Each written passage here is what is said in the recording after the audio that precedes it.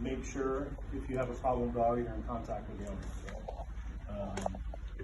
If you guys see a customer note that says, do not enter without confirmation from customer, what do? Do not enter.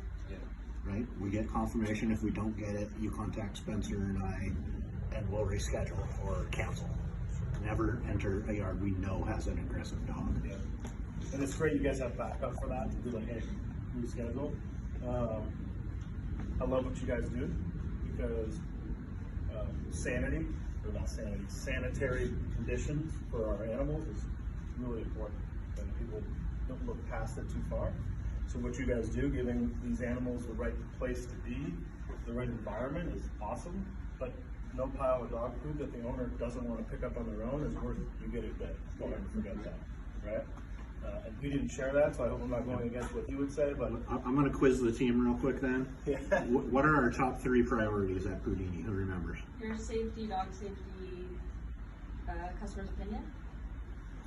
Mike says it as I say whatever else. Your Anything safety is else. number 1 priority, the dog's safety is number 2, and then I say number 3 is everything else. Okay. Spencer will tell you it's customer service.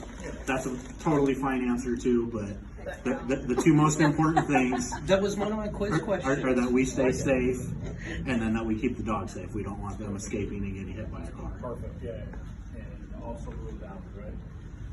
Awesome. So now that we've got a client and we know there's a dog, we've had contact, even if you've been there a bunch of times, get a routine.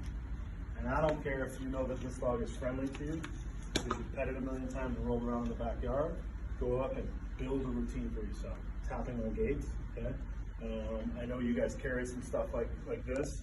I know you carry a bucket. Now I know this is probably gross, but if you have something on you, like a set of keys or anything, metal on metal tapping, it's a different sound. Try to make it a sound that's not normal, okay? Because it will draw the dog's attention. Scuffling your feet, rattling the gate, right? Things that aren't generally heard in their environment. And then just take a second and see what happens, okay?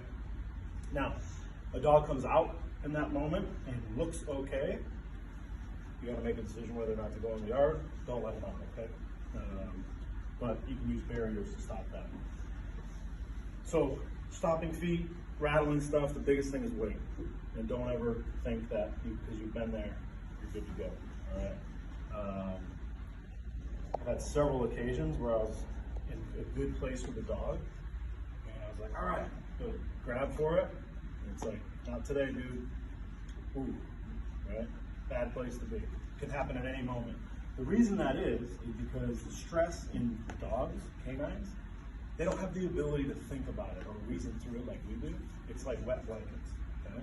So as they get stressed about things, it's like piling wet blankets on them, and they don't have any way to get them off of them. So they could be in the house under a ton of stress for whatever reason's happening in there, come outside, now you're there, and all of that stress is built up, and they don't have a way to say, well, I've seen Tristan 20 times already.